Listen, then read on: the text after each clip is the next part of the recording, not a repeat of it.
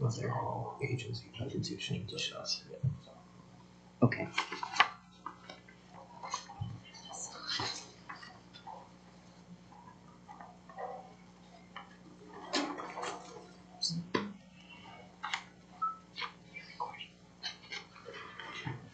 All right.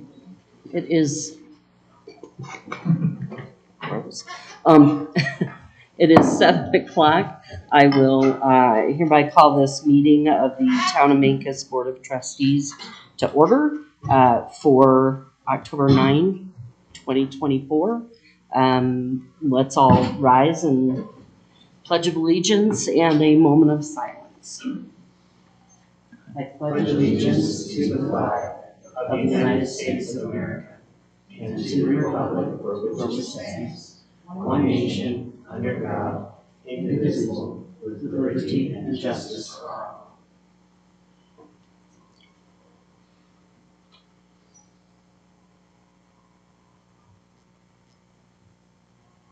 All right.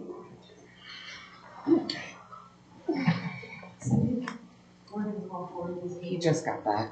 Okay. All right. Sorry.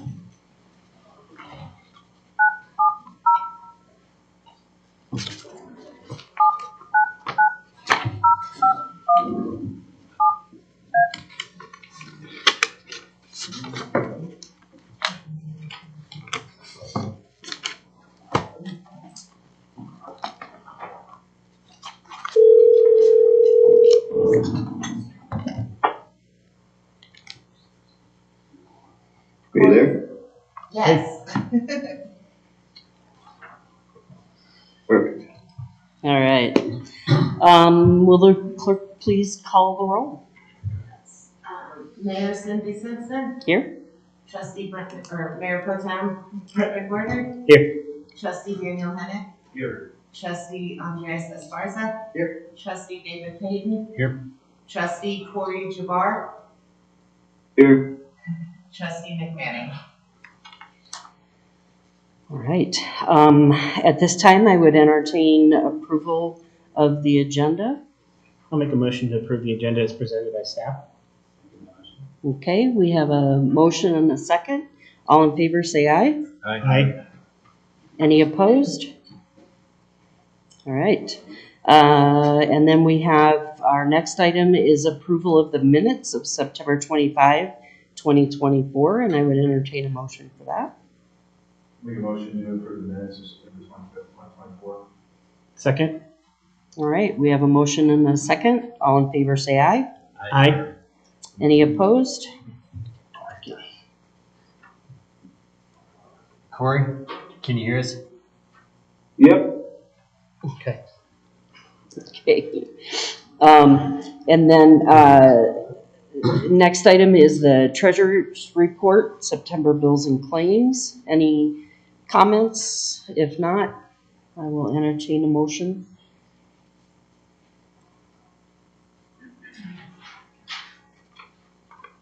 I'll make a motion to approve the September bills and claims as presented. Second. Okay, we have a motion and a second. All in favor? Aye. Any opposed? Okay.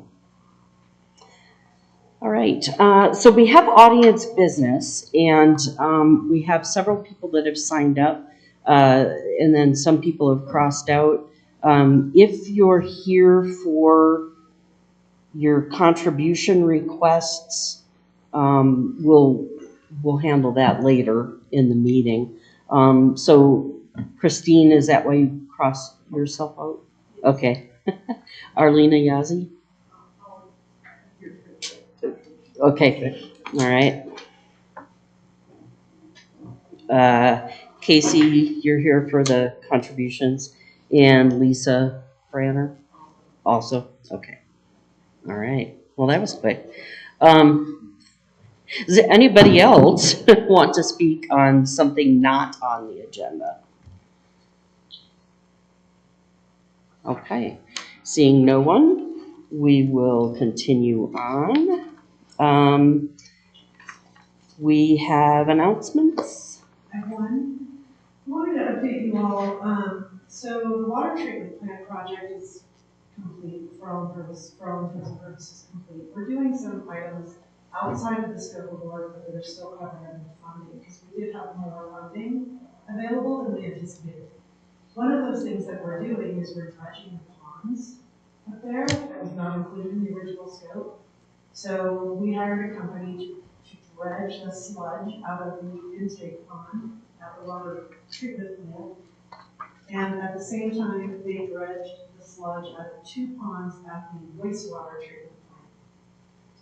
So I wanted you all to have this information because this is a very expensive project, but I want you to understand the scope. The water treatment plant, 409,000 gallons, 63 tanker trucks of sludge is what they took out of 1 pond at the water treatment. At the wastewater treatment plant. Oh, no. Oh, Pond 3 and Pond 4, 719,000 gallons, 110 tanker trucks of sludge removed from the ponds. you? So you are going to be seeing these invoices, and you're going to be signing off on them. And I just wanted to remind you all, we did talk about this months ago, but it takes time to get on the list. So when you see these items in bills and claims, and when you're signing these checks, because over a certain amount, they come to you all for signatures at that point. This is why. But yeah, so we're good now. And it needed to be done. It hadn't been done in a while. When we were trying to figure out how much it would cost and the time needed, when they put the canoe, Terry's not here, okay. Our public works director is not here. So when they put the canoe out, they put a guy literally in a canoe over our sewage ponds. Oh, The canoe was scraping the bottom, the sludge was scraping the bottom. It needed to be done. It's an expensive project, yeah. which is why sometimes municipalities put it off, because we're looking at $120,000 for the water plant and $189,000 for wastewater. It's in our plans, it's in our budget. We did get funding for the water plant, so we're not out of pocket. We're 100% reimbursed for that. Sweet. So I just wanted to refresh your memory, because sometimes, I know we throw a lot of stuff at you, and we've been talking about this water plant project forever, and you're going to start seeing those invoices. So Yeah. I just wanted to give you the scope of that project. Was the last time like 15, 20 years ago? So I have worked for the town, Mm-hmm. not necessarily directly over the plants, but for 16 years. And we have not done it. Yeah, I was gonna So- say, because I think I was on the board the first time, like way back, and we did it, and it was shocking. It is, well, we will be doing this every 5 years moving forward. Excellent. I have instructed staff to put it in work plans, and so it will be done every 5 years moving forward.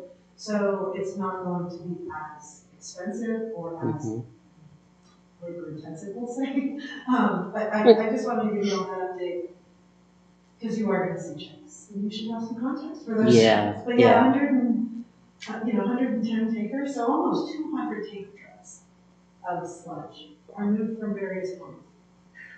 Well, when we were up there for the tour this summer at the water plant, Mm-hmm. they said that the one pond that they were going to do was only like 4 foot deep.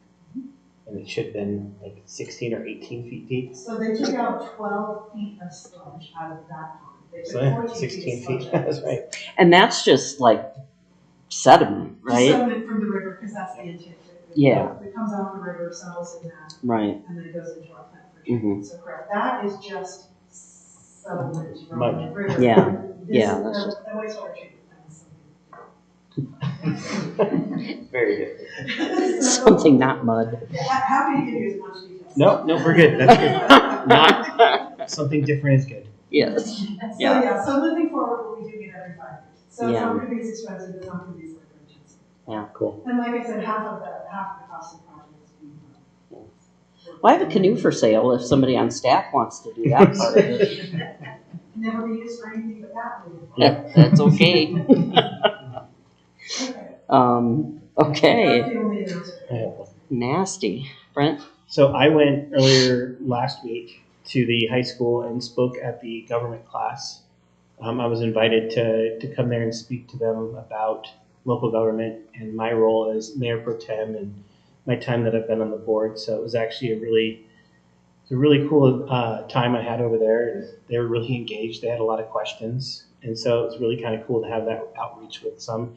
I also kind of threw in a little plug for our liaison program with them so that they're aware of it. And I had 3 of them come up to me afterwards and ask who I talked to at the school to get involved with that. So I sent them to the office with Tiffany. Neat. So hopefully we'll get some applicants for that soon. Yeah. Thanks for doing that. That's cool.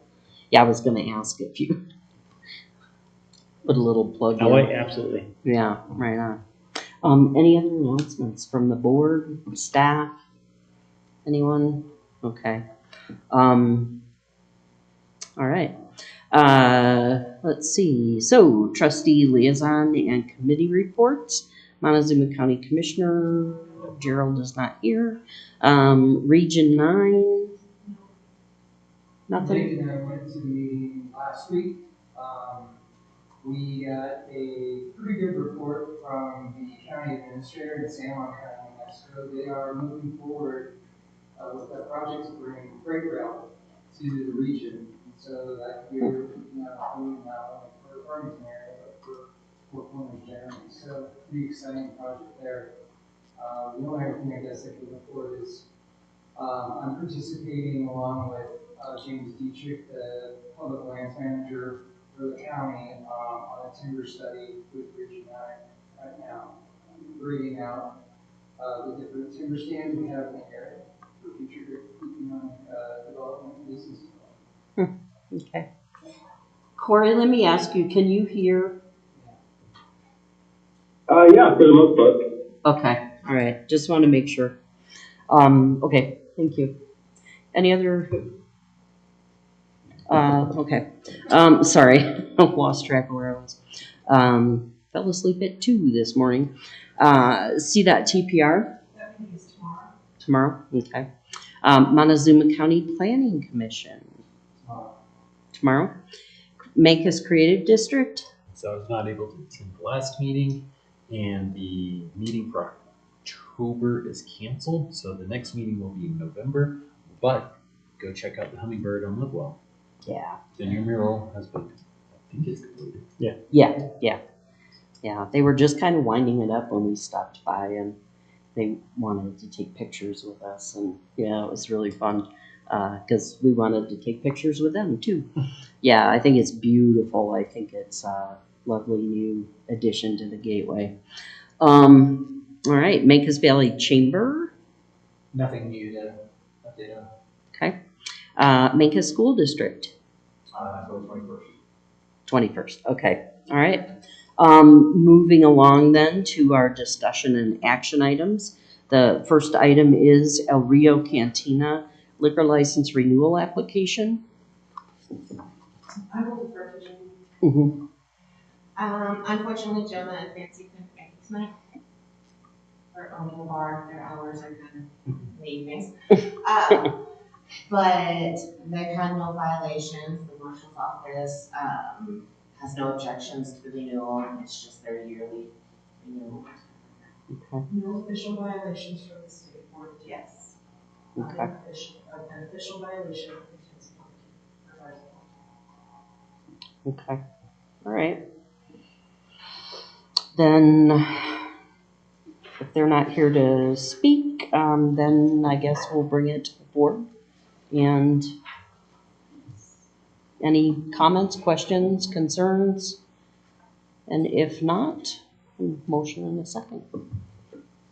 I would just like to see that we're still actively pushing for, like not licensing, but just for like the serving classes for all of our applicants for liquor license going forward. And is the town going to do another one of those hosting events possibly again? Yes, we have talked about hosting it again, because we had such a good turnout the last time. So I just like to see that going forward with all applicants, that we just mention that those classes are available. And maybe what we can do is try to our local license holders and include that in our staff before we move forward, that we offer to stream, continue to be offered. Mhm. Okay. Yeah, that'd be helpful, because I feel like you've done that on some. Yeah. Yeah, Yes, So- last time we offered, Columbine attended, and Rio attended, and we're quite a few. yeah, neat, all right. Yeah, I'd just like to see that as kind of another facet of this, just to let people know that it's available and that the resources are out there. So Yeah. with that, I will approve I make a motion to approve the El Rio Cantina liquor license renewal and authorize the town clerk treasurer to submit the renewal application to the Department of Revenue. I'll second. Okay, we have a motion and a second. Will the clerk please call the vote? Mayor Pro Tem Brett McWhirter. Aye. Trustee Daniel Hennett. Aye. Trustee Andres Esparza. Aye. Trustee David Payton. Aye. Trustee Corey Jabbar. Aye. Thanks, Corey. And thank you all. Moving along, our next item is the 2024 agency contribution follow-up reports. So let's tackle follow-up reports and 2025 first round agency contribution requests. And I guess if a group is here to do both, then they can just do it at the same time. So did you want to just kind of give us a rundown? So, I will kick it off, and then if Jamie has anything to add. Okay. She can share yours. So each year, the Town of Vegas offers agency contribution requests. Nonprofits are eligible for these mini grants, and they can request up to a maximum of $1,500 per year. We have 2 rounds a year, so an agency can either submit and receive funding first round or second round. If they submit first round and they do not receive funding, they are eligible to submit second round. So, and then one of the requirements of the grant application and grant funding is that they come back to the trustees and just kind of give a quick follow-up report on how our funding helped and what they did. We do have 2 entities who will be doing the follow-up report for 2024 and the request for 2025, and that's in the staff report. So, and then everybody was invited to come tonight and do their presentations and their follow-ups. I don't know if you have any questions. Request totaled $7,000 for the first round, and those checks, if you approve them tonight, those checks are cut January. The what? The checks are cut January 1 each year for this one. Okay. 75. 7,000 or 75? Oh, I'm sorry, 75. Okay, cool. Just making sure. No, you're right, it's just, that's my fault. So, yes. Okay, thank you. Jamie, anything else to add? No, I covered it all. All right, cool. All right, so let's kick it off with the Cancer Resource Alliance of Montezuma and Dolores Counties. Okay. All right. If you would come up here and state your name and address and the organization that you're with. My name is Sue Tompkins. I'm with the Cancer Resource Alliance.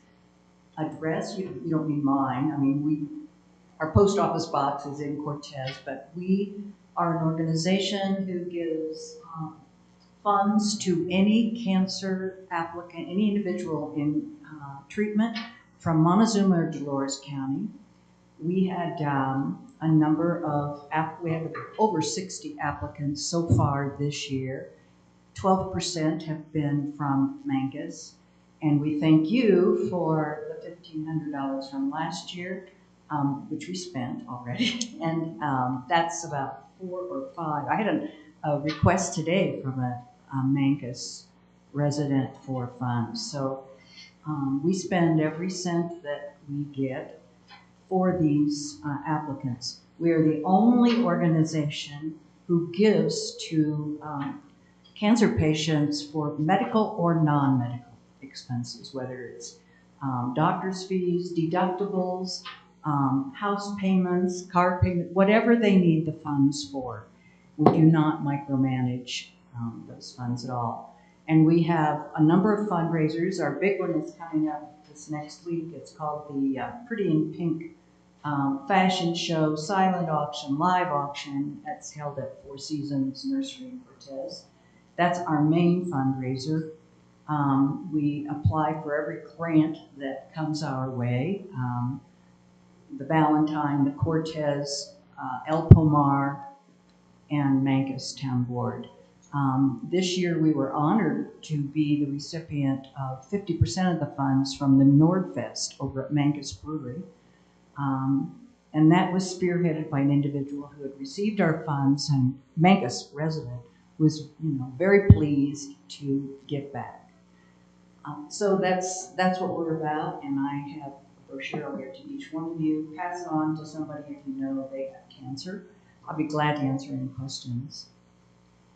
Any questions? All right. Thank you very much. And if you can make sure that Jamie gets one as well. You can just drop them off on the way. Thank you. Yeah, we update this every year. And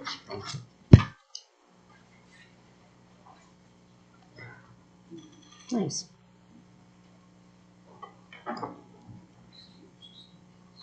Okay. All right. Community Connections Incorporated, follow-up report, and it looks like a request for the next round. Hi, good evening. My name is Lisa Branner. I'm the Vice President of Marketing and Development for Community Connections. Our headquarters are in Durango, 281 Sawyer Drive, but we serve the entire 5 counties of Southwest Colorado. And I wanted to start out by thanking you all for your support in 2024 of our work, and as well for your consideration of our 2025 request. I'll start out by updating you about some of our work in the past year and some changes going on in our organization. I think you're all aware that we've been serving people with intellectual and developmental disabilities here in Southwest Colorado since 1985, so coming up on 40 years, as a community-centered board as well as a direct services provider. And a couple of years ago, state and federal regulation changes have required us to look at uncoupling those 2 branches of the organization. So we've been working on that for the past few years and looking to create a new organization to take on our direct services work, and then also transition into our new role as a case management agency, which is part of this redesign of the system. So in November 2023, one of the big milestones is that we took over case management for Montezuma and Dolores counties.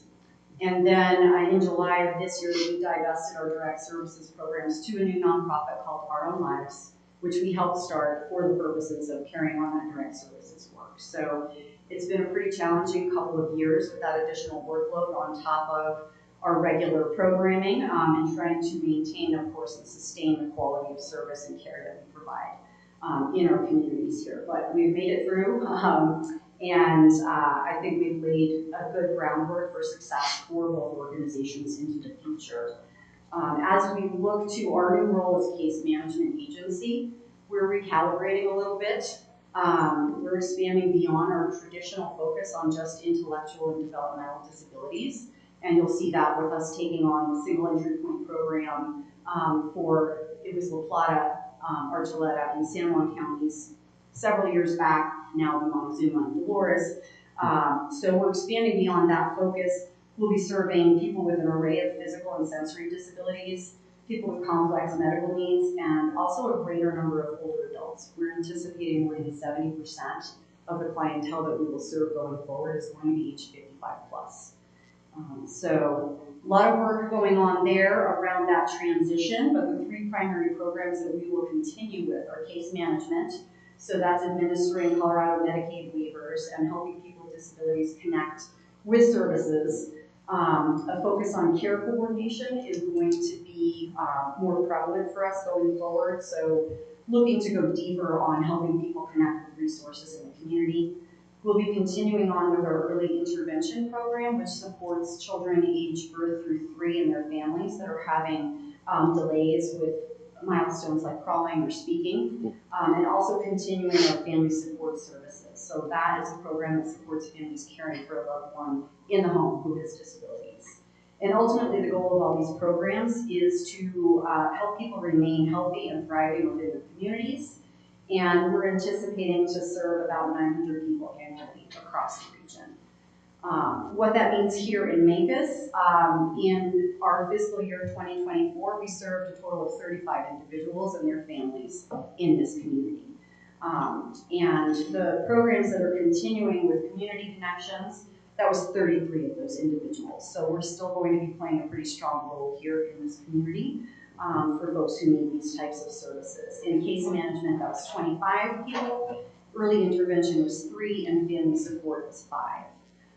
The new organization, Arnold Lives, served essentially through those programs that will be divested. We served 2 individuals this past year. So that's through supported living services, which is mentoring for vocational support, managing a home, managing finances, and then also our residential services program, which is 24/7 supports for people who need assistance with bathing, feeding, etc. in the home, 365 days a year. So as I said, that's kind of the smaller portion of what we're serving. We're continuing on with the bulk of that work under the Community Connections umbrella going forward. So your investment of $1,500 went a long way for us last year. That's about $43 per individual served in this community. And we anticipate that we will be serving approximately the same number going forward. So we're requesting sustained funding at the $1,500 level. And I want to emphasize how important that support is for us in leveraging other funds. Just in the last year and a half, we were able to raise more than $300,000 from new funding sources by pointing to the local support we get from the municipalities and the counties that we work in. So Rocky Mountain Health Foundation, Caring for Colorado, Next 50 Foundation, these are all new grants for us, and we're building relationships that we hope are going to continue into the future, and your support is a critical part of that in demonstrating that we do have local support. So we're amplifying your impact greatly and infusing those dollars back into the community. So again, just asking for sustained general operating support in 2025, and thank you so much for your ongoing partnership. And if you have any questions, I'm happy to do my best to answer them. Okay. Any questions? Thank you. Okay. Thank you very much. Four Corners Recycling Initiative. I think this looks like you're doing a follow-up on expenditures. Yeah. Everyone, thank you. Name and Sorry. My yeah. name's Casey Simpson. I lived at 14393 Road 31, Vegas, Colorado, and FCRI has a post office box in Cortez. Your contribution paid for 8 to 9 bin pulls. The town of Vegas, all the money went to those bins here, which on a regular year when the Monson County landfill Baylor doesn't break, is about 8% of the cost of the recycling program in Vegas. It has been a tough year for a couple of reasons. One, the Baylor went down, which we know caused a lot of frustration, and also the RREO rebate, which is how recycling has been funded in the state of Colorado, and specifically in Mancos, went away this year, sunsetted. So in years past, we received a certain amount of funding based on the tonnage recycled from each site, for each site. That was equivalent to about $14,000 for Mancos based on the amount of money that we're, the amount of weight that Mancos recycled commodities. That dropped to $4,000 this year and is going to be entirely next year. We work with Heather on some plans moving forward, but we did not want to apply for another round of funding because we're not sure we can sustain recycling, period. What the state wants in this new circular economy model is municipal partnerships. So I guess I'm hoping that we can work and I can support the town in applying for grants to support the $14,000 gap we now have in funding the bins, because I don't know how else those bins will be sustained. So it's kind of a sad thing to say, and I hope we can figure it out. I'll have hopefully Heather or myself will have some more news for you and possibly moving forward how to get these bins fun to keep going with recycling and payments. Okay. Any questions? No. All right. Thank you. Thank you.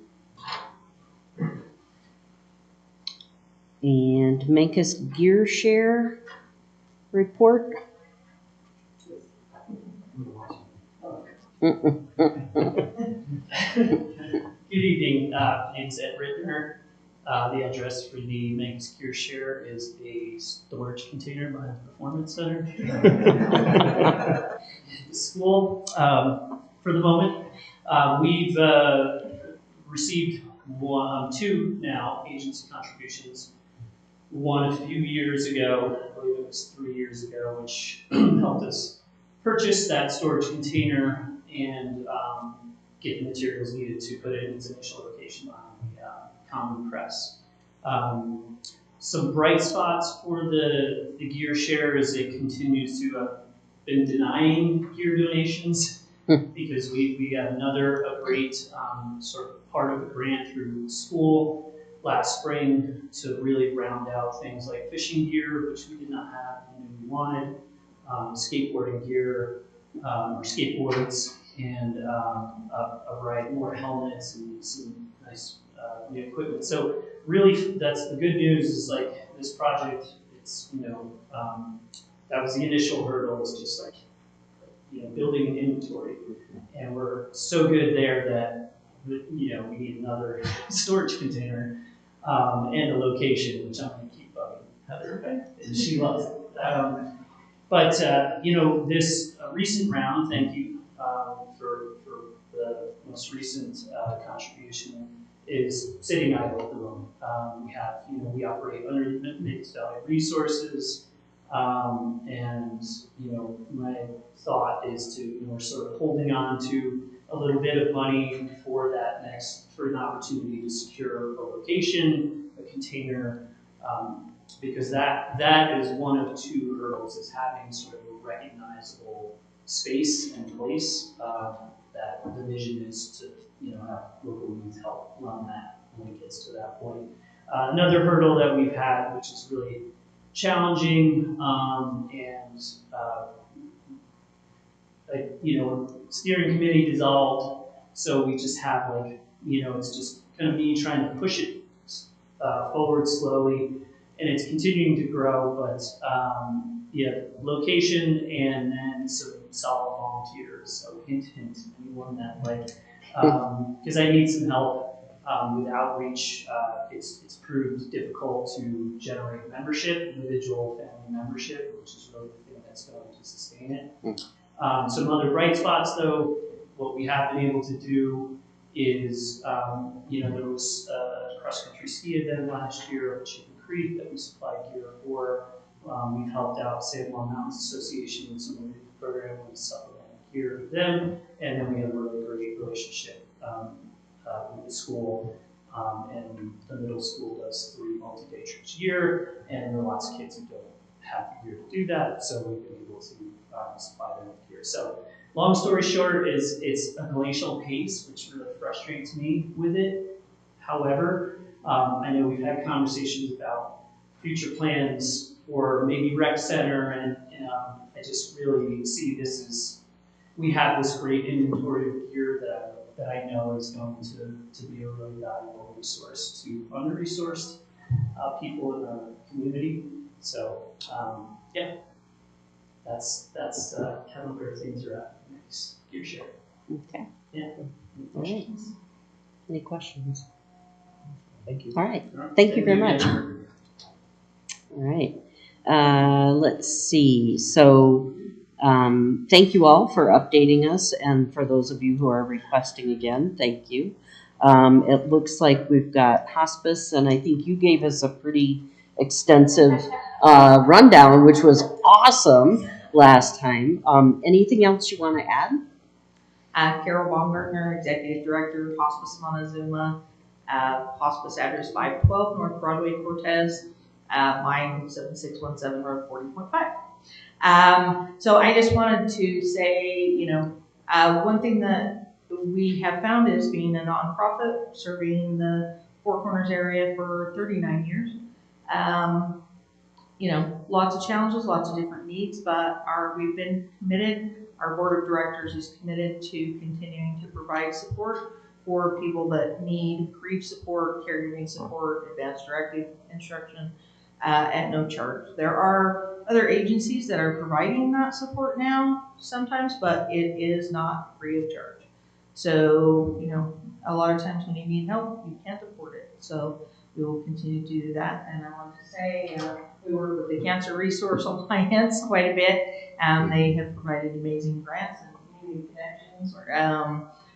Since they took over the case management, we've also been doing that. So we appreciate all the support that we receive from MACUS for our continuing programs. Okay, thank you.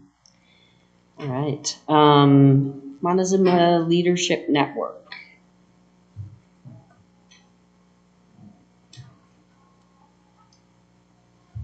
Good evening, Honorable Mayor and Town Trustees. My name is Arlena Yazzie, and I am on the committee for Leadership Montezuma, and that is a program that is housed under the Montezuma Leadership Network.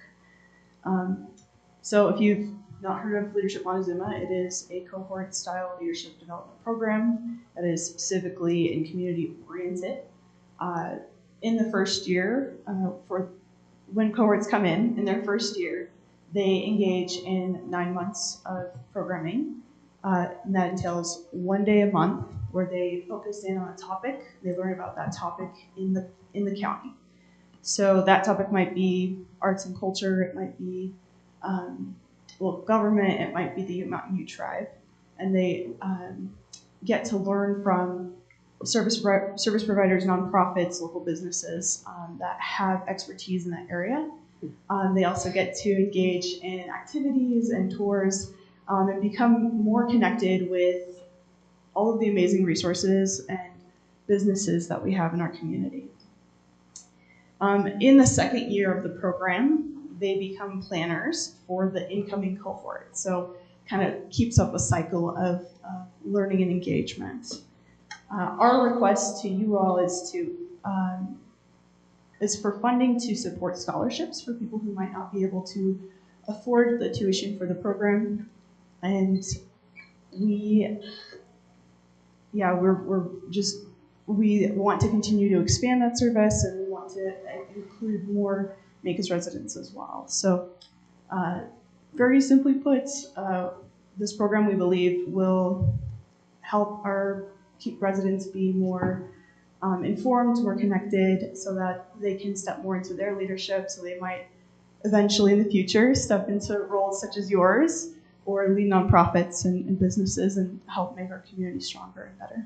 So, any questions? Any questions? Corey, any questions? I don't think he's on. No. Okay.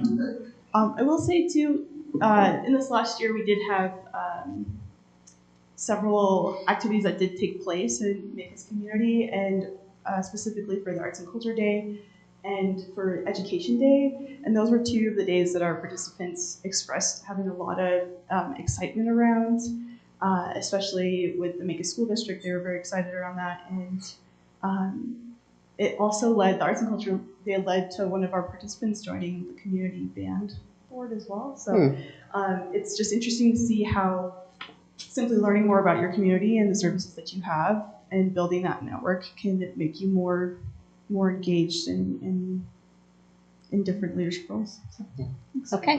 How much is the tuition on Yeah, so it's for 2 years actually. So the tuition will be for 2 years.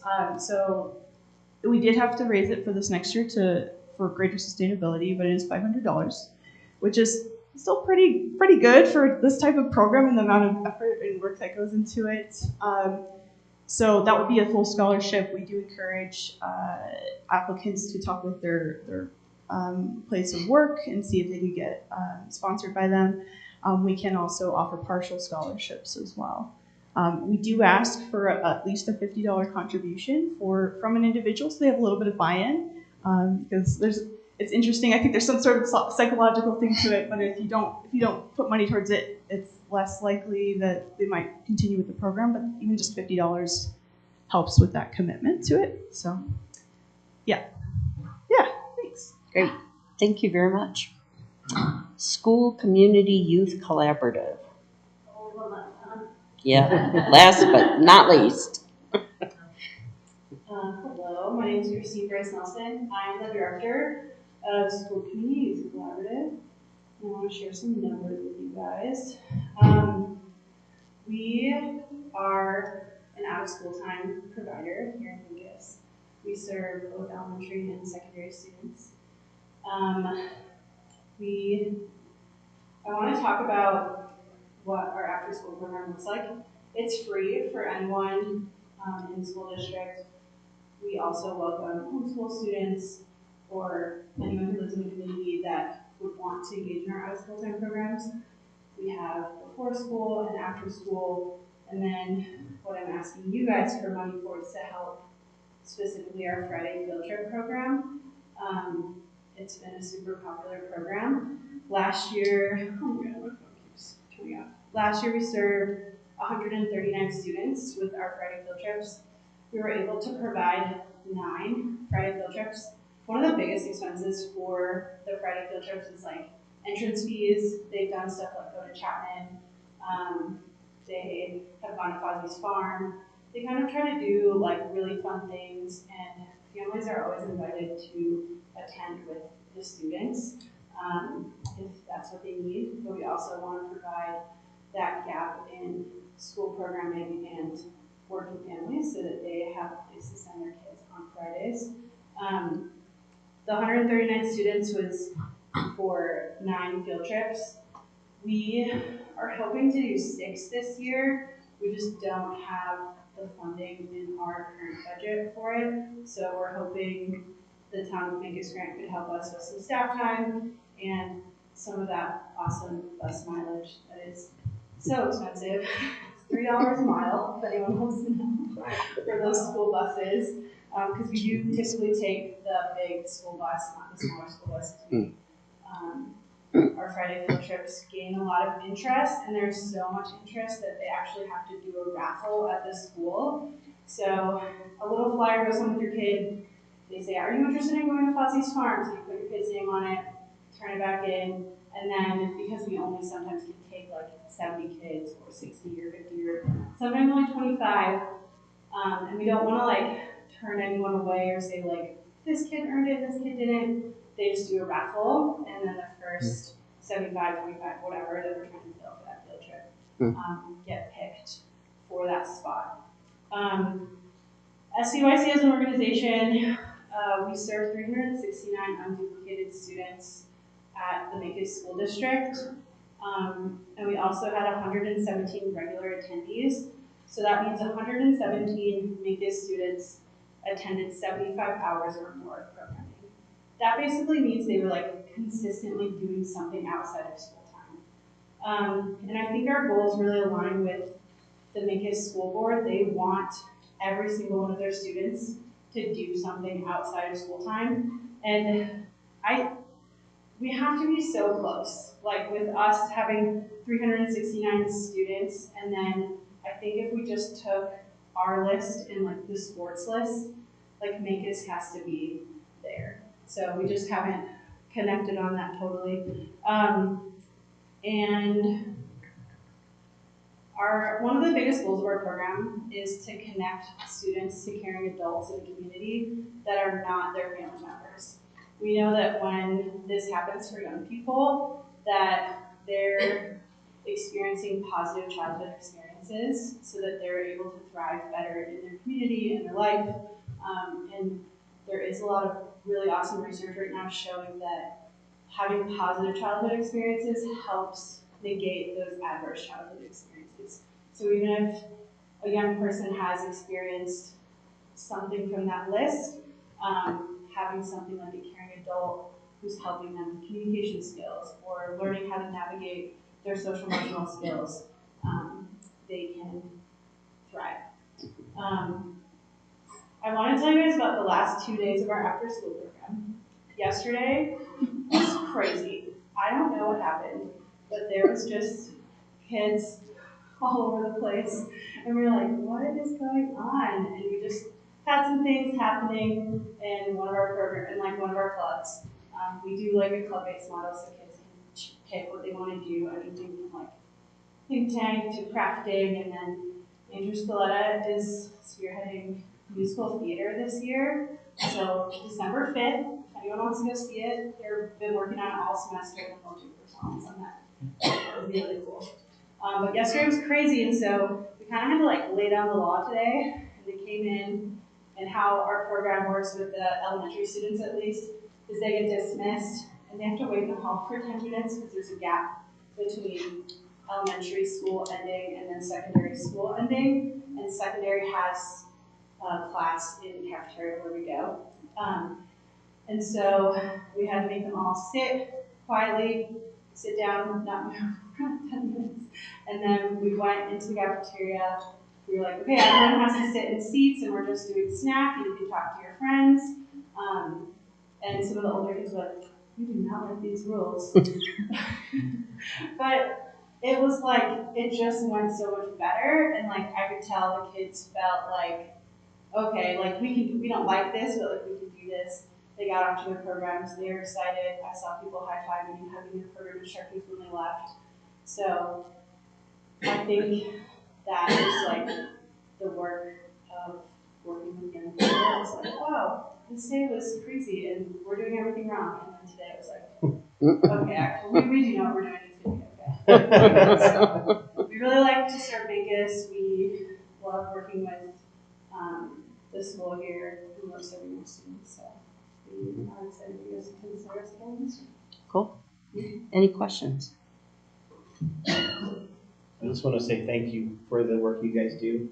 I see it every day when I'm going to pick my kid up from school, and my child is a participant in the Friday programs over at the library as well, and in multiple after-school things every now and then too. So yeah, we can't take full credit for the Friday library. We help them staff that, but that is definitely that. But the staff is amazing. Yeah.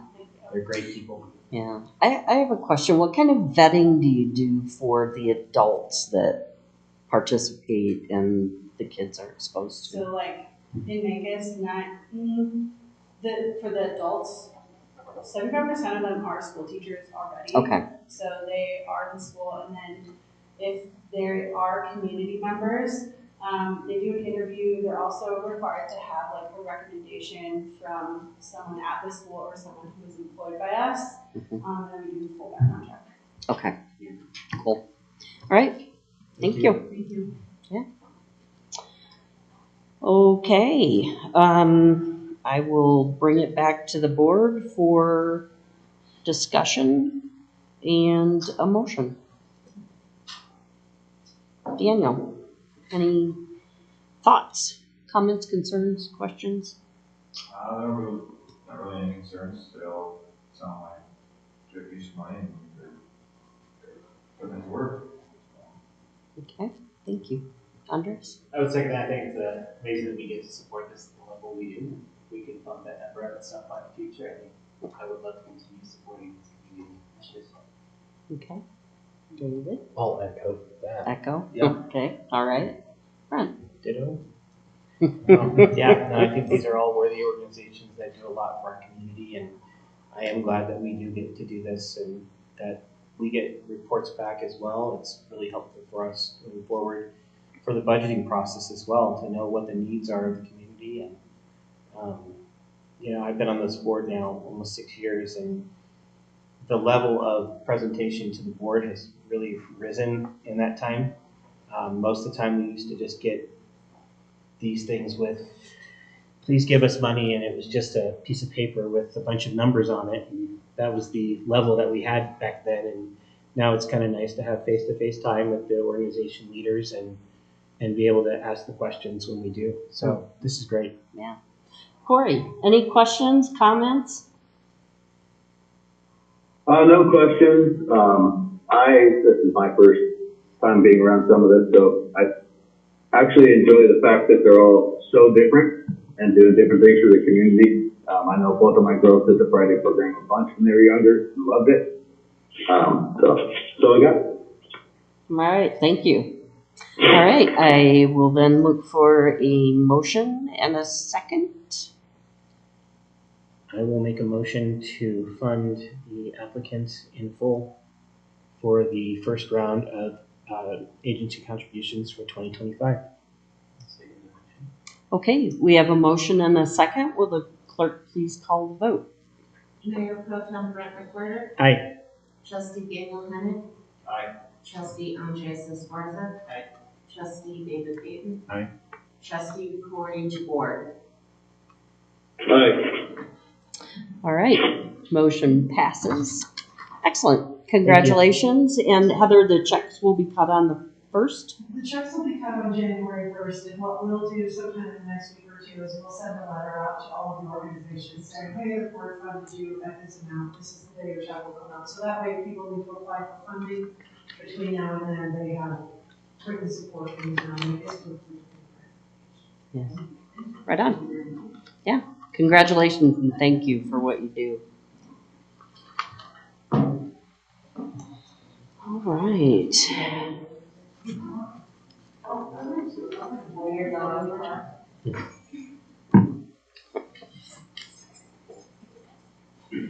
Oops. Okay, so next item is public hearing for, oh, yeah.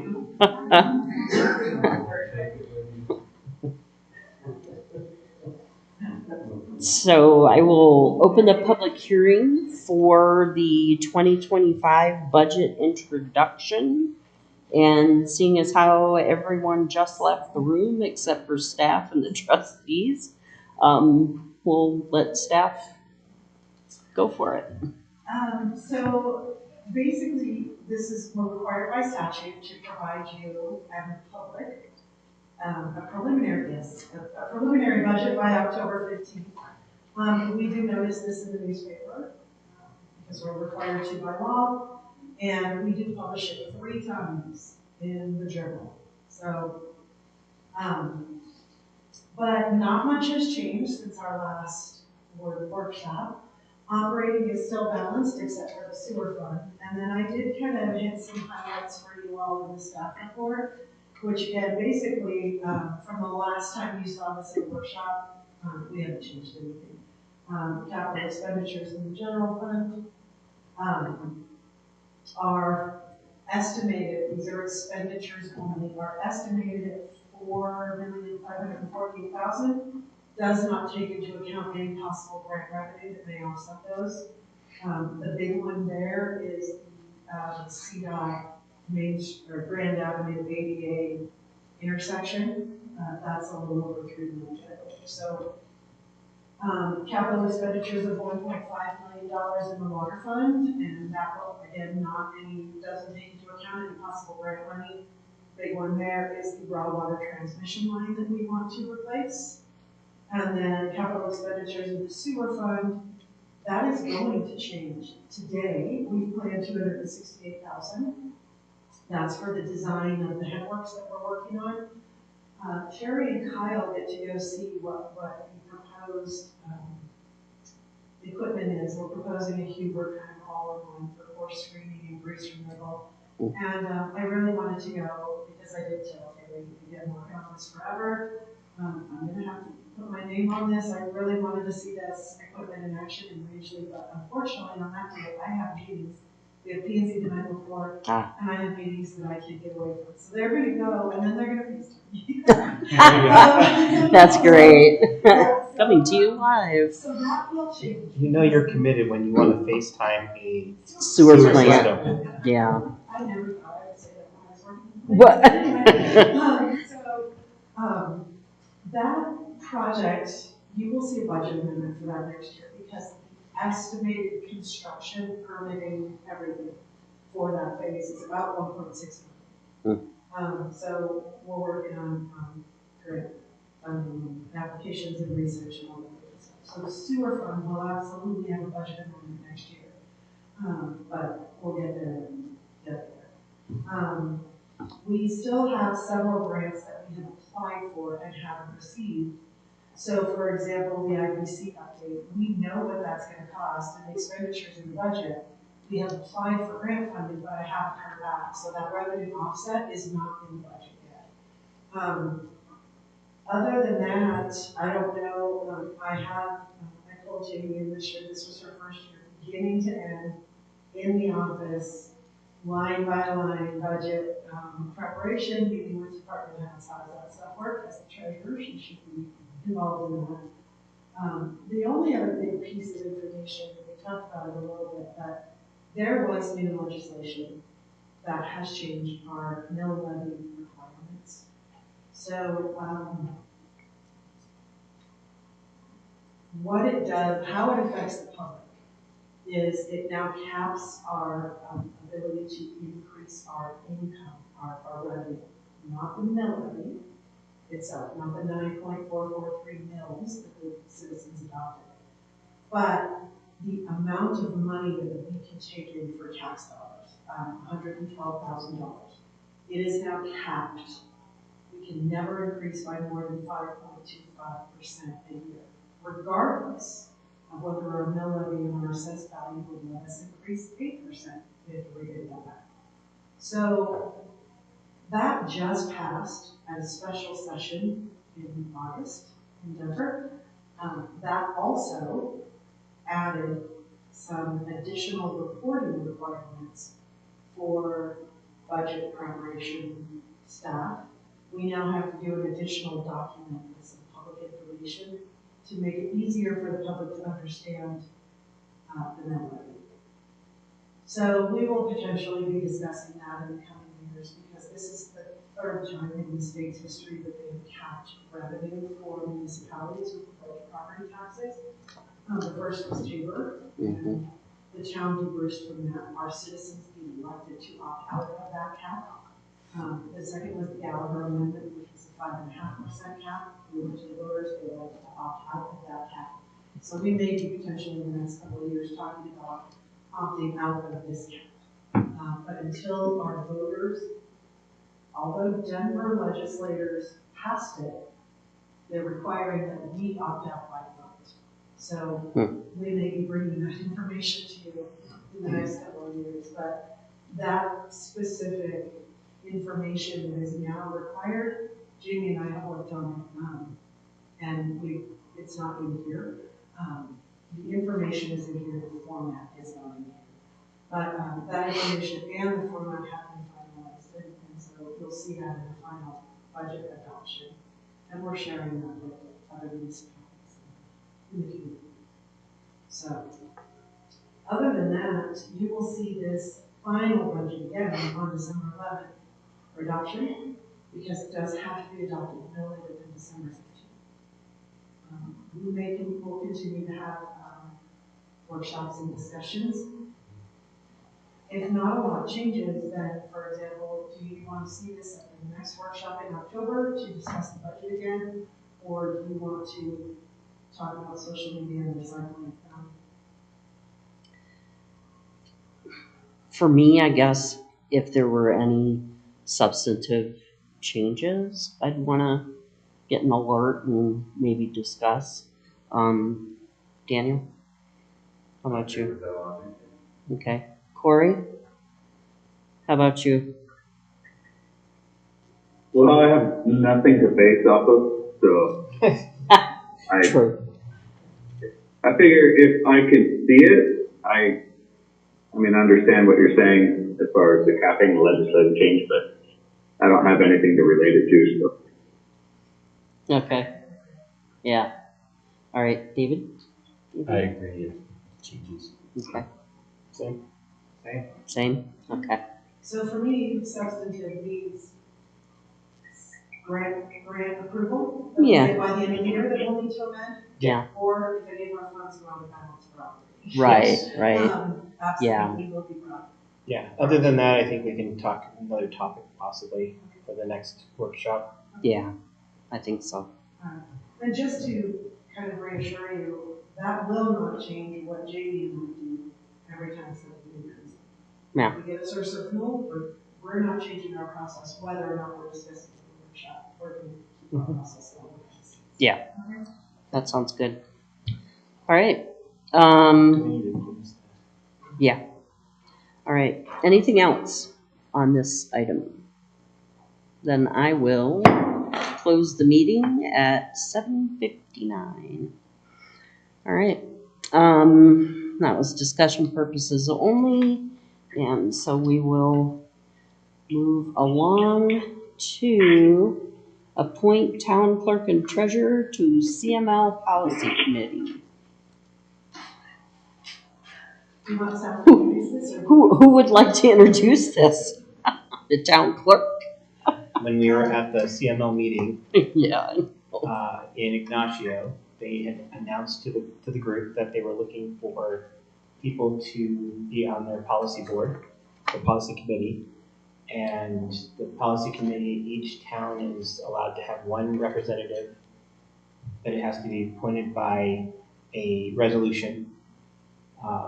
And they will attend once a month for like 3 months in a row, I think, before the legislative session and during that they meet via Zoom. And then they can bring back anything legislative that's policy-wise that is coming up that we might need to make a resolution on our end for, or be able to give testimonials to the state. Because we are allowed to do that as well. We can give our own testimonials of how this will affect us in our communities. And they can be all done by Zoom as well. So I think it's important that we do have somebody there so that some of these things that are changing pretty rapidly during the legislative session are brought to our attention so that we don't have to react to them as much. Mm-hmm. And it would really help us get, kind of thank you, Brent, and it would really help us get a jump on any kind of changes to our code that would need to happen, so we can parallel with the state. When need be. Yeah, when appropriate. When appropriate, not when they tell us to. Right. We can also voice our displeasure when things come up that takes away local control. Yeah. And know more about that before it happens. Yeah. And just, so it's on the public record, all the meetings for the CML policy committee are remote. So there's no travel expense. It's just staff time. So. And for myself, the reason that I'm supportive of the clerk treasurer position doing that is because our clerk treasurer is ultimately responsible for keeping our records, keeping our municipal code, paying attention to legislative updates.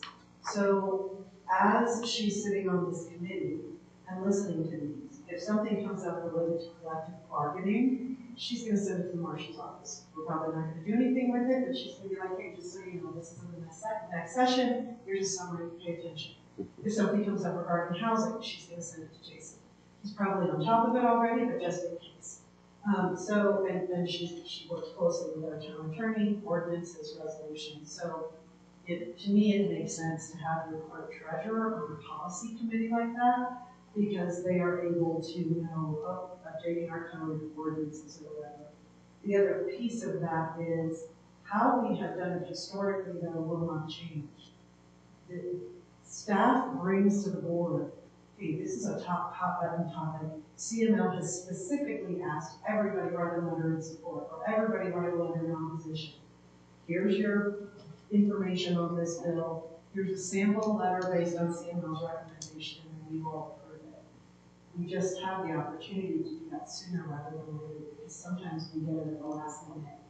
And I'm sending you an email that says, hey, tomorrow by 4, get online, fill out this petition. So it just, not that we don't necessarily, may not rush, because again, they hold special sessions and stuff, but it makes sense to me for the clerk treasurer to hold this policy committee seat, because ultimately, we're all responsible for our own departments. She's responsible for every department and our treasurers. So.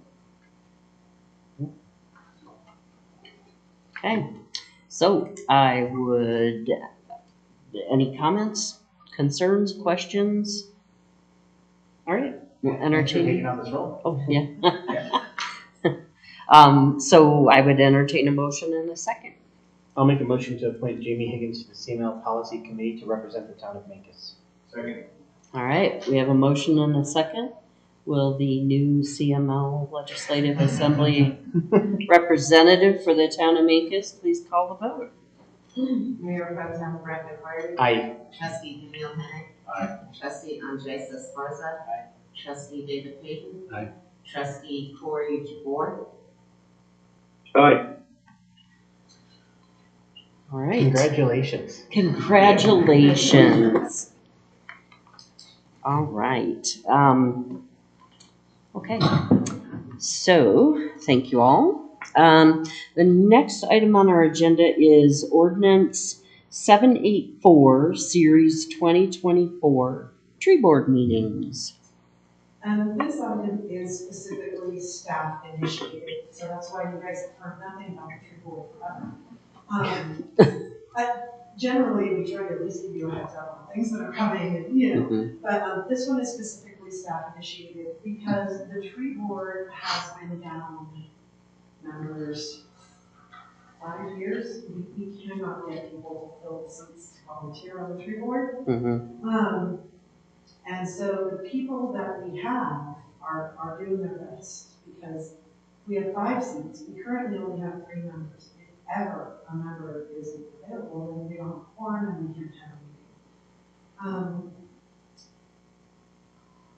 We must have a tree board in order to keep our Tree City certification that we have had for 20 plus years. But we do not have to meet every month if we. So what we're trying to do, the tree board discussed it. Staff kind of thought about it, the tree board discussed it a little bit. So we did put their minutes in here for you. But what they're suggesting is, why don't we meet quarterly instead of monthly for our regular scheduled meetings? If they need to call a special meeting, they can do the exact same thing that you all do. And with 24-hour notice to the public, they can call a special meeting if there's a grant or something that comes up. But what staff is asking, and the tree board is asking, is that the board pass an ordinance to allow the tree board to meet 4 times a year. And so those meetings, we've kind of laid them out for you for the next year, so you know. But it's just for ease, and maybe if there's only 4 meetings a year, we can also get some additional volunteers, or we're going to keep advertising those vacancies, but it will not affect our Tree City certification. As long as we do an Arbor Day proclamation each year and we have a tree board, they don't dictate the number of meetings or frequency. This is an ask from staff, it is by no means required. You all can, if you disagree, you're welcome to disagree. And if you approve it, I did want to reassure you that we will not lose our Tree City certification due to this. Yeah, nice. And, my feeling is if by meeting quarterly, maybe we'll get people, maybe they're just not willing to meet monthly or whatever. So I think, let's give it a shot and see. Any other comments, Brent? I have a question, because I after I saw this in there, I looked up Arbor Day stuff, because Tree City USA, whatever. It says in the standards that they require, it says a tree board or department is one of the standards. So it does say that we could have a combination of either a department of the town or the city and the tree board, or a combination. So it says that you could have either or in there. And I would need to specifically look up what they mean by tree department. What would that entail? It says, I'm familiar with their tree board requirements, but not their tree. So it says a tree board or department, and it says by delegating tree care decisions to a professional forester, arborist, city department, citizen-led tree board, or some combination, is what it says in their standards. So I think we have a combination now, but I'm wondering, is this required to continue the citizen-led tree board necessary if we have a department that's already kind of doing some of that? I don't mind doing it quarterly or whatever, but if it isn't necessarily required to have a citizen-led one, if we have difficulty getting citizens to be on that. Mhm. If we could just delegate it to our public works in there, that they are the tree board, then I think it just kind of gets rid of some of the hassle that's necessarily there with having a tree board of trying to get people involved in it. What I will do, and it depends on your decision, actually it doesn't depend on your decision. Regardless of what you all decide, even if you say, yep, this is fine, we're doing our ordinance for quarterly meetings, I'm still gonna go back, do some research, keep it in my files. Because what I might do is pen this for next December to say, hey, how did quarterly meetings go? And maybe that it might trigger me to bring something back to you all to say, well, thank you, we tried this, it didn't work out so much. Now we're asking for this. And then I'll do my own research with regard to public works or tree work going away or whatever. Yeah, it's just an idea that, like, if we're having an issue with keeping a tree board with the 5 members that we set up as that, if there's a way with it saying there being a combination there, if there's a way that we can maybe just go with the department until we do have outreach from the citizens saying we want to be a part of the tree board. You know, something just to think about. I did not know that you could do a department only. Again, we've had a tree board since forever. Like the 90s. So, but I will do some research regarding tree department versus board and see how that goes and just keep it in mind until my file. But thank you, because I wasn't aware of that. So Yeah, because I got on there too. I'm like, what the heck is a tree city USA kind of thing, anyways? And it also has requirements of like $2 per capita, based on urban forestry. Yeah, I take care of that when I calculate the budget for that. Yeah. Each year, by December, I have to submit an application to the state to maintain our tree city certification. So I have to submit a work plan and a budget and that kind of thing. And it's pretty basic. They don't ask for a lot of stuff, but basically it's how many trees are you maintaining? Do you have a hazard tree program? When did you do your proclamation for Arbor Day? And what does your budget look like and how many volunteers? So we kind of have it dialed in, but it's just part of it. And then it does, we are eligible, the tree board is eligible to apply for grants. They are generally federal grants. And like we got a grant last year and then the Forest Service came through and did all they evaluated and located in the GIS system every tree in public rights of way and parks in town. The census. Yes. The tree census. Yes. So we have a lot of information. Because they have a lot of money too. I have no idea those trees are. When you look at that report. Yeah.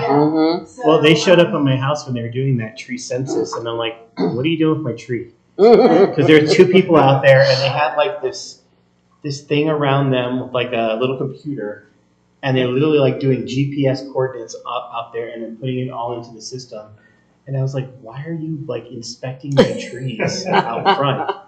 Like literally, they were up in it, like looking into the tree and stuff. I'm like, I was like, you know what? I'm not gonna even ask questions. I'm just gonna walk away. Yeah. Just walk away. We're tree people.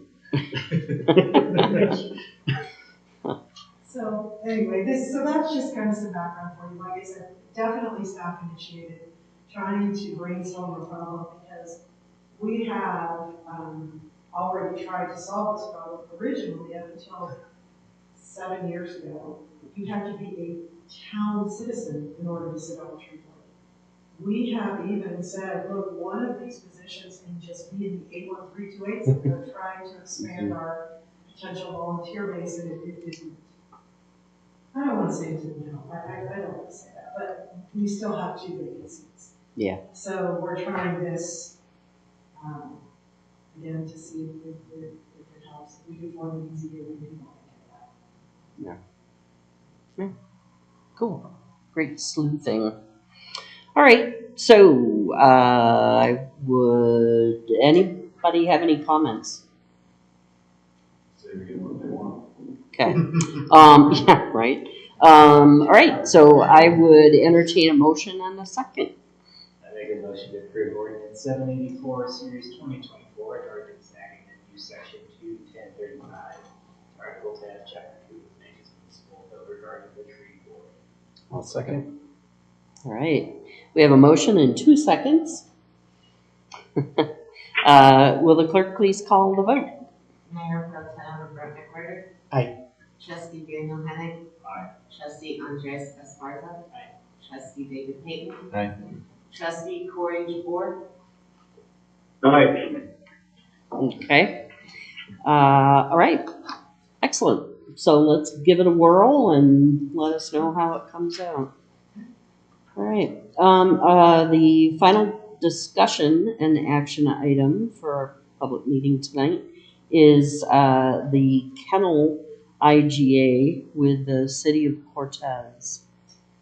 Okay, so Justin, I had to as run. you noticed, got called out, so I'm gonna do my best on this one. I did work with him a little bit on this. He worked directly with the city to get the draft, and then we sent it to David, and then Justin and I kind of talked about it a bit. We do not have an IGA in place currently with the Cortez Animal Shelter. It's been very much a handshake deal.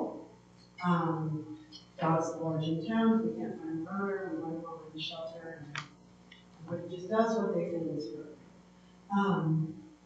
We are seeing more and more and more dogs at large, we're seeing more dog bites, we're seeing more human-dog interaction. We're citing citizens into municipal court for dangerous animals. So what this does is this just formalizes the process that is currently in place with the city of Cortez, and it outlines exactly what we will pay for that service. It basically just formalizes what is currently in, or what has historically been a handshake deal. So Cortez drafted this, sent it over. David went through his stuff. We have already sent this red line back to the acting police chief, who Justin is dealing with on this, and he has indicated no objection to any of these red lines.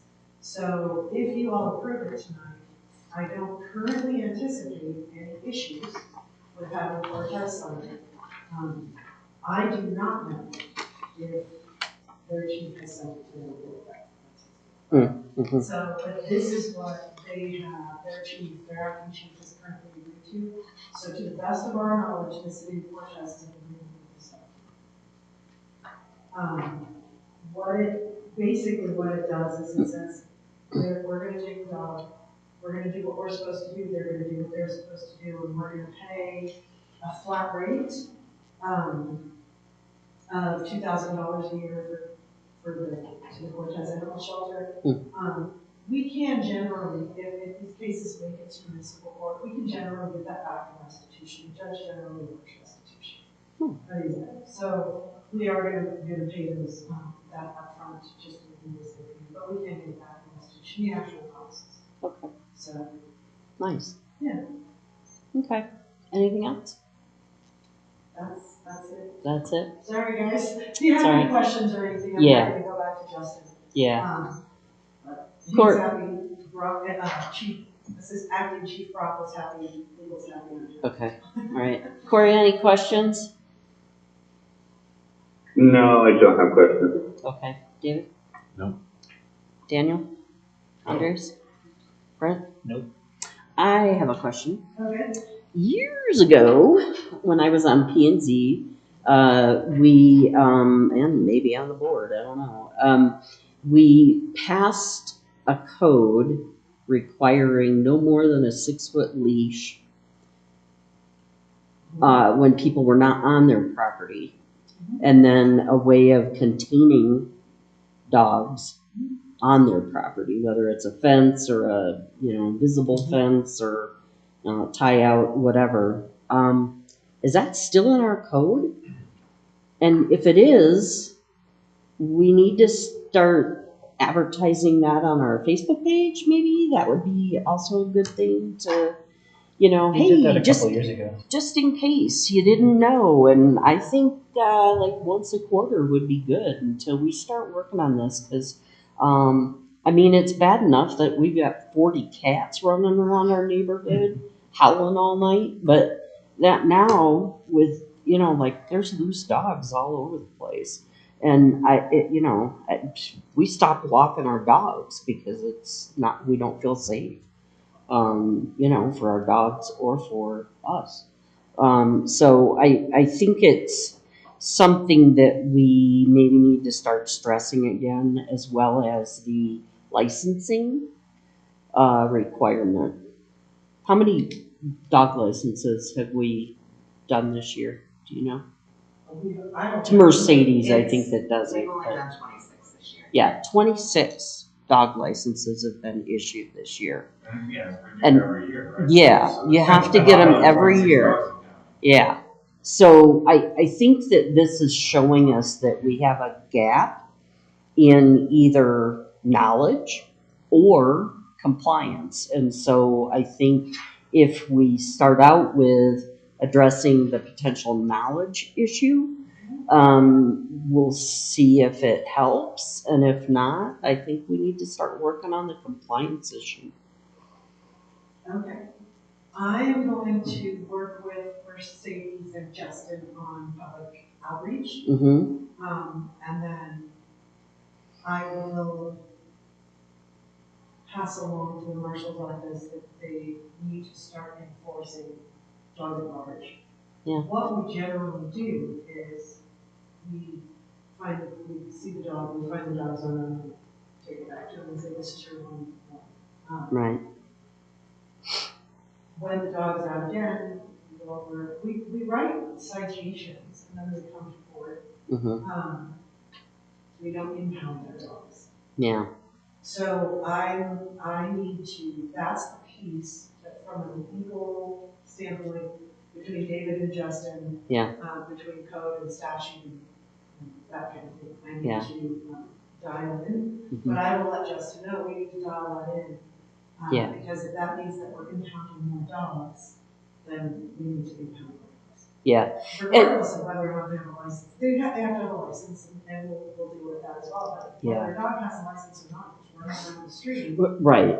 But generally what we do, and the guys get the dog in the car, take it home, and tell them this is your one morning, and then we write the inside report. And then they come to court, and the judge decides whatever the judge decides, which is out of our control once it gets to that point. And then we take it. Yeah. Yeah, because we had, and I would love an update on the code.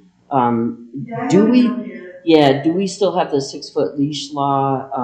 We did not give an option for voice command because it's really kind of crap. It still says voice command in the code. Really?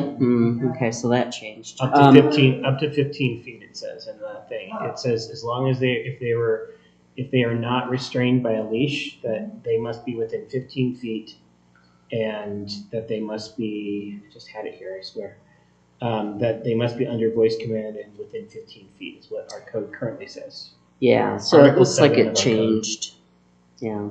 And we had the fees were like for dogs at large. There was one level for the first offense, a jacked up level for a second offense, and then exponential for a third offense. That's still there. Yeah, okay, Yeah, good. that's still in our fee schedule. Yeah. So is there, outside of this kennel IGA, is there a consensus that this board wants to revisit a 6-foot leash law? Like a fenced enclosure discussion and I think the leash thing needs to be revisited because I do see a lot of people off leash throughout town. Mm-hmm. Okay.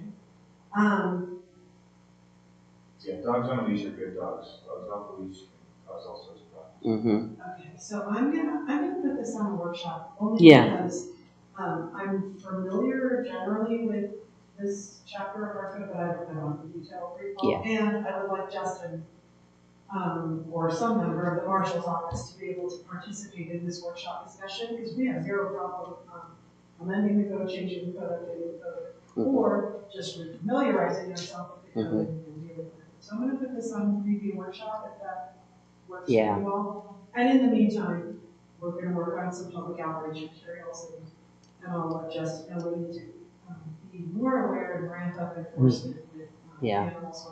Yeah. Yeah, I mean, I'd still like to see maybe some leniency with first time offenses.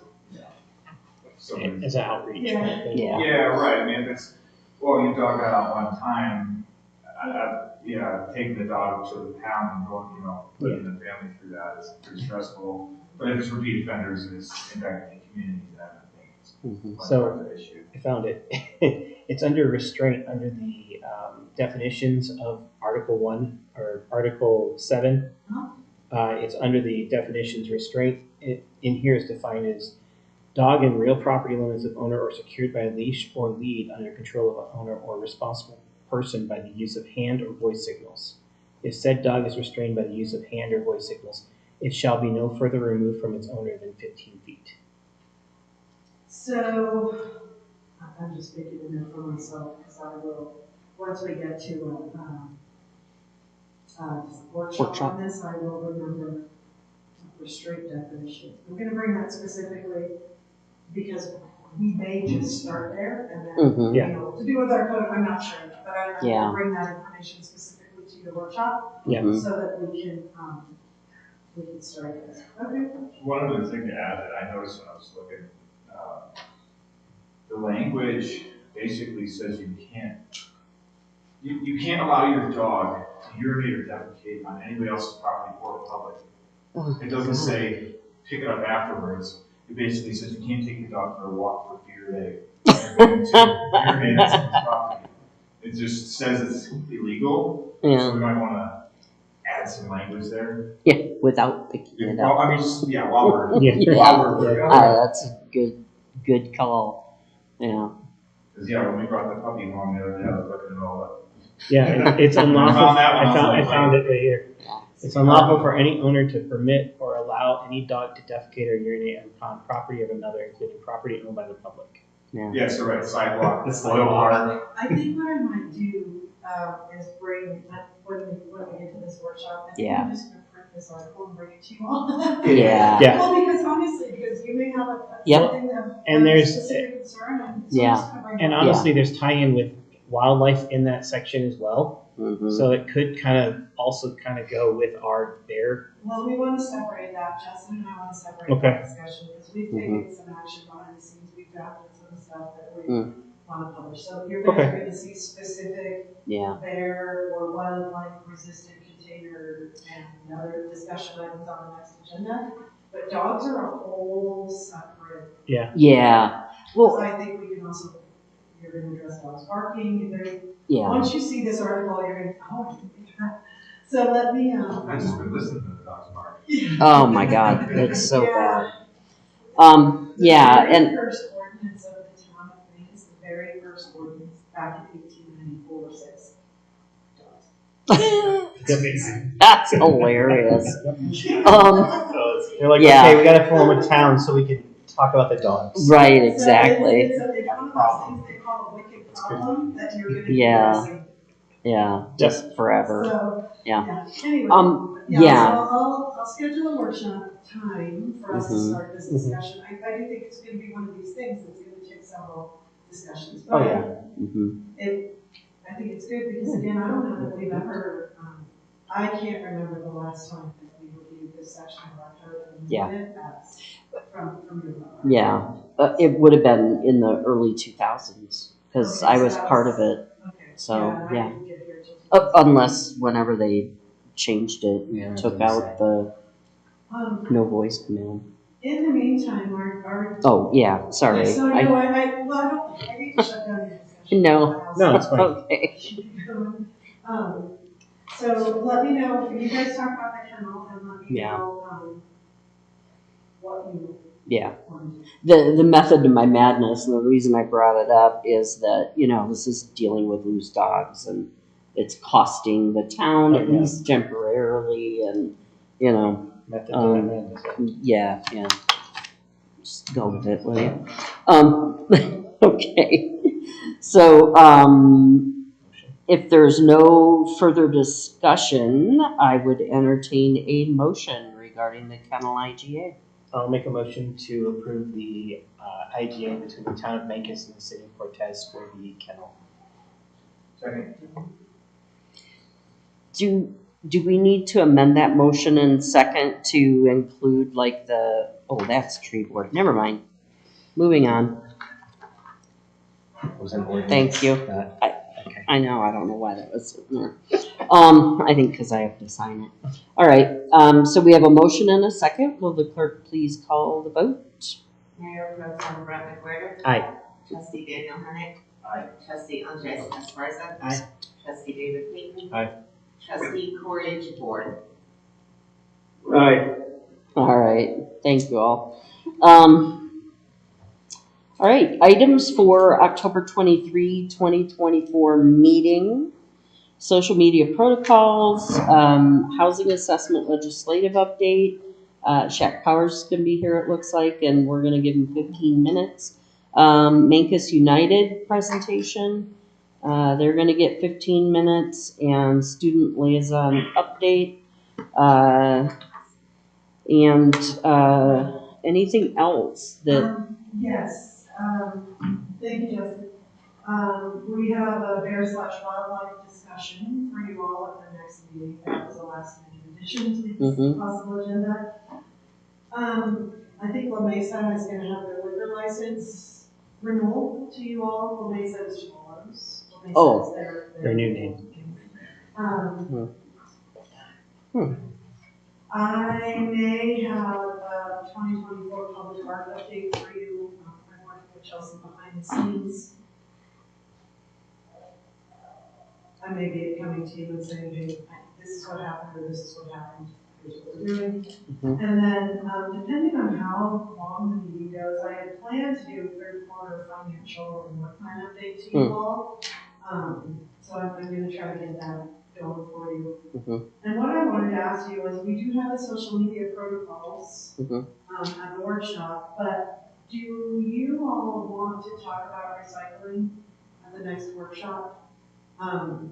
Casey indicated that we were working together, and that is in fact true. We did reach out, and then we had a meeting scheduled for the school and the town for recycling. Unfortunately, Casey's real life job, he didn't make that meeting. But I do.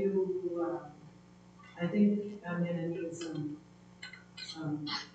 feedback from you, because what they're asking, and I'll bring them in now and everything, but ultimately what's happening is their Four Corners Recycling is now asking us to fund 100% of polls. Yeah. The school is not willing to, they're willing to do their agency contributions and that kind of thing, but they're not willing to have them on the school district property potentially moving forward. And the landfill is extremely unhappy with how contaminated the recycling is from us. I don't know if you all saw that article in the journal, but if you didn't, you might want to look at the website. So but I also am aware that recycling is potentially something that we like, but it's going to change drastically if we want to keep things. So I was going to put that on a workshop just to do it, or no, we don't want to talk about recycling. I just have I have a hard time with this because I've gotten a lot of heartburn over the years working with Four Corners Recycling, and the fact that they don't have a location for it moving forward, and the fact that the only town that they're talking about removing this from is Mancus. I don't know that for sure. From the article. Well, and that was a Mancus specific article, so I can't say for 100% certain. But still, the feeling that I have is that they're not talking about taking it out of Dolores. They're only talking about Mancus, and that's all we can care about anyways. I don't want to fund, if our $1,500 contribution is 6% of the entire amount that it cost them for Mancus, there's no way we're going to be able to foot 100% of that bill. Yeah, but we're looking at his estimate was 17,000. It does creep up a little. Then his math is wrong. Yes, he's the principal of a high school. If he says that 6% is $1,500, then his math is way fuzzy. Well, I don't need to again shut you guys down, but this isn't on the agenda, so I want to be careful. I understand. Proper notice. Understand. So I just need consensus. Do we want to discuss recycling, or do we want to just not do anything with Four Corners Recycling. That's really all I need to know from you all. Okay. Because if we do not pay for the recycling, it's going to go away. Right. So.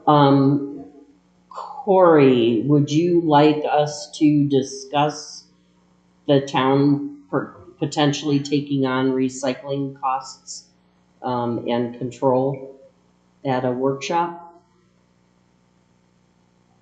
If we have any information on it, I could probably read it unless there's something somebody's gonna have new.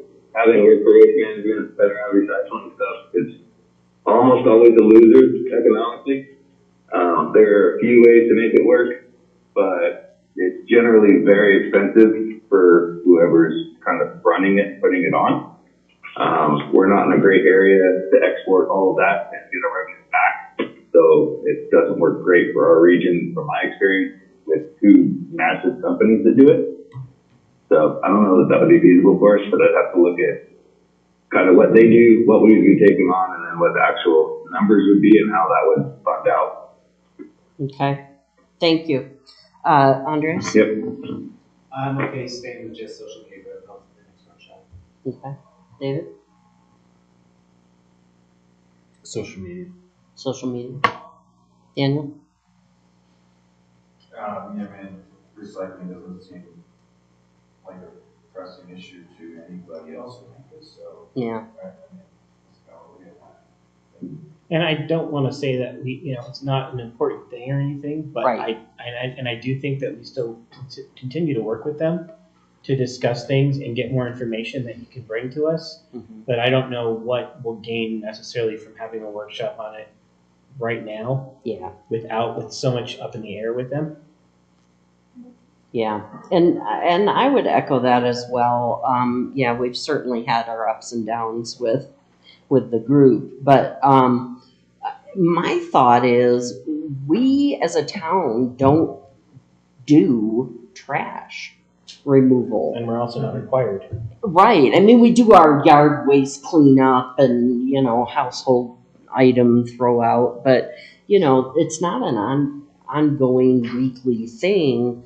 And for me, it would make more sense. We're Yeah. not an enterprise fund in that regard either. So. And it would make more sense for a trash company to also deal with that, with curbside pickup and stuff. Well, there is legislation, you said this to me 3 or 4 times, it's one of those things that doesn't click. But there is legislation that sometime in the next couple of years is going to almost force those refuse, the trash companies, to offer some type of recycling model. Are they going to have to do curbside? I don't know. Are they going to have to pay if they choose not to do recycling? Are they going to have to pay more in fees? I don't know. But there is legislation that's going to come into effect in the next couple of years. It's going to require trash companies to address recycling in some form. So, and that, again, that passed a couple of years ago. It was out of our hands and passed the state. Yeah. But if we do not offer trash, we're not subject to that legislation. Yeah. That's what it sounds like, consensus is maybe someday out on the horizon, but yeah. Well, I'll just continue moving forward, having conversations with Todd and Four Corners Recycling, and if things change, I'll bring it. Yeah. Okay, perfect. And I do want to go on the record with our other board of trustees. I said this as well. Even though we have the same last name, I'm no relation that I'm aware of. Same thing with our erstwhile attorneys up in Denver, which is like Simpson and something. Yeah, Burke Simpson. There's no relation that I'm aware of. Anyway, I just wanted that on the record again. All right, so the next item on is an executive session for discussion of a personnel matter under CRS section 24-6-402, section 4F, and not involving any specific employees who have requested discussion of the matter in open session. Any member of this body or any elected official, the appointment of any person to fill an office of this body, or of any elected official, or personnel policies that do not require the discussion of matters personal to particular employees. And this is for the purposes of the town administrator evaluation. And I believe that we need to hang up on Corey, or is that after we make the motion? Well, when you make your motion and your second and your roll call, Okay, then our recordings come off. I think it says turn the recordings off. So Yeah. that's when he would have to hang up. But he Okay. can hang it now, whatever. Yeah. Once the minutes will reflect that he left the meeting telephonically. okay, Because the executive session. yeah. So Corey, you can stay for the vote, or you can just hang up now. Whichever you would prefer. Yeah, I mean, I have nothing that I can input on that one anyway, so. Yeah, okay, Thank you. thank you. Everybody have a great night. Thanks, you too. All right, so I would entertain a motion to enter executive session.